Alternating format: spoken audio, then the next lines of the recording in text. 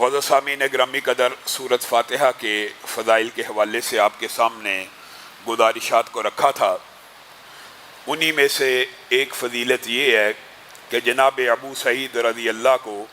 رسول اللہ صلی اللہ علیہ وسلم نے حالت نماز میں آواز دی۔ وہ نماز پڑھ رہے تھے، رسول اللہ صلی اللہ علیہ وسلم نے انہیں آواز دی، انہوں نے نماز کو جلدی سے ختم کیا اور رسول اللہ صلی اللہ علیہ وسلم کی بارگاہ میں پہنچ گئے۔ رسول اللہ صلی اللہ علیہ وسلم نے پہلے ایک مسئلہ یہ سمجھایا کہ کیا تم نے قرآن پاک کی آیت نہیں پڑھی کہ جب اللہ اور اس کے رسول تمہیں پکاریں تو تم فوراً ان کی بات کے اوپر لبیک کہا کرو؟ تو تم نماز پڑھ رہے تھے، تمہیں تو چاہیے تھا کہ نماز اسی وقت توڑ دیتے اور میں محمد صلی اللہ علیہ وسلم کی بات کو سنتے۔ ایک تو اس بات کے اندر آپ کے اور میرے لیے ہدایت اور رہنمائی موجود ہے۔ دنیا کی ساری باتوں کو چھوڑا جا سکتا ہے، ٹھکرایا جا سکتا ہے، لیکن محمد الرسول اللہ صلی اللہ علیہ وسلم کی آواز کے اوپر لبیک کہنا، ان کی صدا کے اوپر لبیک کہنا، ان کی حدیث کے اوپر من و عن عمل کرنا ہر امتی کے ذمے ہے۔ دوسری بات رسول اللہ صلی اللہ علیہ وسلم نے ان کو کی کہ میں تجھے مسجد سے نکلنے سے پہلے یعنی مسجد النبوی سے، یہ ابو سعید انصاری کی بات ہو رہی ہے، مسجد النبوی میں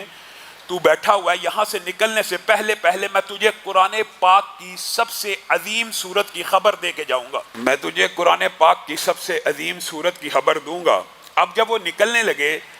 تو انہوں نے رسول اللہ صلی اللہ علیہ وسلم کو کہا، اے اللہ کے رسول، آپ نے وعدہ کیا تھا کہ آپ قرآن پاک کی سب سے عظیم سورت کی خبر دیں گے۔ یہ آپ کے اور میرے لیے خوشخبری کی بات ہے کہ ہمیں بھی یہ پیغام پہنچ گیا، اور ہم نے پہلے آپ کے سامنے سورۃ فاتحہ کے جو بھی فضائل رکھے تھے، میں نے اور آپ نے اپنی زندگی کے اندر اس کی تلاوت کا معمول بنانا ہے۔ رسول اللہ صلی اللہ علیہ وسلم نے کہا، ہاں ابو سعید، وہ سورۃ فاتحہ ہے جس سے قرآن پاک کی ابتدا ہوتی ہے، اور اس بات کے اوپر امت کا اجماع ہے۔ چونکہ رسول اللہ کی حدیث آگئی، اجماع نہ بھی ہوتا کہ قرآن پاک میں سب سے اعظم سورت اگر کوئی ہے تو سورۃ فاتحہ ہے۔ بعض ساتھیوں نے ضمنی طور پہ کچھ سوالات کیے، ان کا بھی جواب دے دوں کہ یہ جو سورۃ فاتحہ کا آپ نے دم بتایا ہے، یہ براہ راست جسم پہ کیا جا سکتا ہے، پانی پہ کیا جا سکتا ہے۔ تو میرے بھائیوں، یہ بات یاد رکھیں کہ سنت طریقہ دم کا یہ بھی موجود ہے کہ رسول اللہ صلی اللہ علیہ وسلم کے اوپر امی عائشہ جب دم کیا کرتی تھی تو انہی کے ہاتھوں کو انہی کے بدن پہ پھیرا کرتی تھی کہ ان کے ہاتھ زیادہ برکت والے ہیں۔ گویا ہاتھوں کے اوپر پھونک مار کر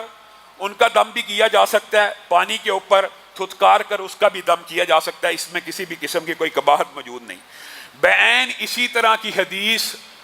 جناب ابی ابن کعب، جن کی کنیت آپ کے علم میں ہونی چاہیے، کیا ہے؟ ابو منذر، اور رسول اللہ صلی اللہ علیہ وسلم نے جیسے ابو سعید کو یہ کہا کہ تجھے پتہ ہے قرآن پاک کی کون سی سب سے بڑی سورت ہے، سب سے عظیم سورت ہے، اور ان کو خبر دی، اسی طرح ابی ابن کعب سے سوال کیا، اے ابی ابن کعب، اے ابو منذر، کیا آپ کو علم ہے کہ قرآن پاک کی سب سے عظیم آیت کون سی ہے؟ تو ابو منذر ابی ابن کعب نے خود سے اجتہاد کر کے کہا، جی ہاں اے اللہ کے رسول، میرے خیال میں قرآن پاک کی سب سے عظیم آیت، پہلے سورت کی بات ہے، یہاں پہ آیت پوچھی جا رہی ہے کہ سب سے عظیم آیت کون سی ہے؟ تو انہوں نے اپنے اجتہاد سے یہ کہا، جی اللہ کے رسول، مجھے علم ہے قرآن پاک کی ایک آیت، آیت الکرسی، شاید قرآن پاک کی سب سے عظیم آیت ہے۔ تو رسول اللہ صلی اللہ علیہ وسلم نے پیار سے ابی ابن کعب کے سینے کے اوپر ہاتھ مارا دست شفقت کی طرح، اور پیار کرتے ہوئے کہا، ابی ابن کعب، تجھے تیرا علم مبارک ہو، تو نے بے شک قرآن پاک کی سب سے عظیم آیت کی درست نشاندہی کی ہے۔ اور ابو امامہ کی جو روایت ہے وہ یہ ہے کہ نبی کریم صلی اللہ علیہ وسلم نے ارشاد فرمایا، اس میں اعظم 3 صورتوں میں موجود ہے۔ ابو امامہ کہتے ہیں، میں نے رسول اللہ صلی اللہ علیہ وسلم سے خود سنا کہ رسول اللہ صلی اللہ علیہ وسلم نے فرمایا، اس میں اعظم 3 صورتوں میں موجود ہے، اور اس کی سند کو امام البانی نے حسن درجے کا کہا ہے، اور دیگر محدثین بھی اس کی سند کو حسن درجے کا کہتے ہیں۔ ابو امامہ نے کہا، رسول اللہ نے صرف اتنا فرمایا تھا کہ اس میں اعظم 3 صورتوں میں موجود ہے، اور اس میں اعظم کی جو فضیلت ہے آپ کے سامنے رکھی تھی کہ یہ ایک ایسا اسم ہے کہ جس کے واسطے سے اگر اللہ کو پکارا جائے تو اللہ رب العزت اس دعا کو، اس پکار کو ضرور سنتے ہیں۔ یعنی اللہ نے اپنے اوپر یہ واجب کیا ہوا ہے، جب بھی میرا کوئی بندہ اسم اعظم کا نام لے کر اسم اعظم کے ذریعے سے مجھے پکارے گا، میں رب اس کی پکار کا جواب دوں گا۔ ابو امامہ نے کہا رسول اللہ نے تو اتنا فرمایا تھا، ان میں سے ایک سورت بقرہ ہے،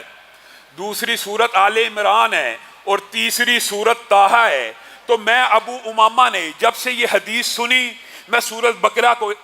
پڑھنے لگا، میں سورت آل عمران کو پڑھنے لگا، میں سورت طٰہٰ کو پڑھنے لگا، اور پھر اتفاقی طور کے اوپر میں نے دیکھا کہ ان تینوں صورتوں میں اگر اس میں اعظم موجود ہے تو وہ کون سی کامن چیز ہے جو ان تینوں صورتوں میں موجود ہے۔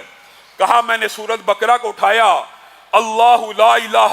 الا هو الحی القیوم ملا۔ میں نے سورہ آل عمران کو اٹھایا، الف لام میم اللہ لا الہ الا هو الحی القیوم ملا۔ میں نے سورت طٰہٰ کو اٹھایا، وَأَنَتِ الْوُجُوهُ لِلْحَيِّ الْقَيُّومِ ملا۔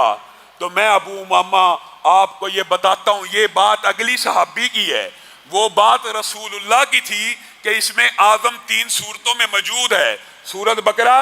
سورہ آل عمران اور سورت طٰہٰ میں۔ آگے صحابی کا اجتہاد ہے کہ میں نے وہ اس میں اعظم جب تلاش کیا تو مجھے ان تینوں صورتوں میں سے یہ آیت مل گئی۔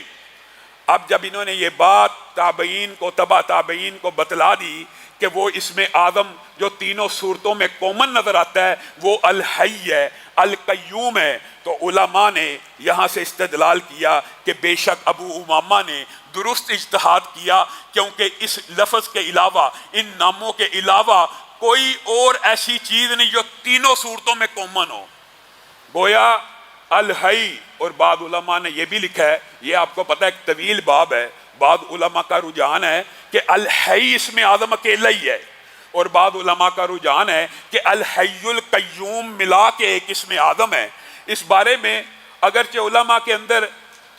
اجتہادی طور کے اندر اختلاف موجود ہے، بعض الحی کو مانتے ہیں اور بعض الحی القیوم کو مانتے ہیں، لیکن مجھے اور آپ کو کیا تکلیف ہے، الحی اور القیوم کہنے میں کتنا ٹائم لگتا ہے؟ اگر ہم دونوں نام کہہ کے یا حی یا قیوم برحمتک استغیث کہہ لیں گے، اے حی اے قیوم اپنی رحمتوں کی بارش مجھ پہ برسا دے، تو مجھے اور آپ کو کتنا ٹائم لگ جائے گا؟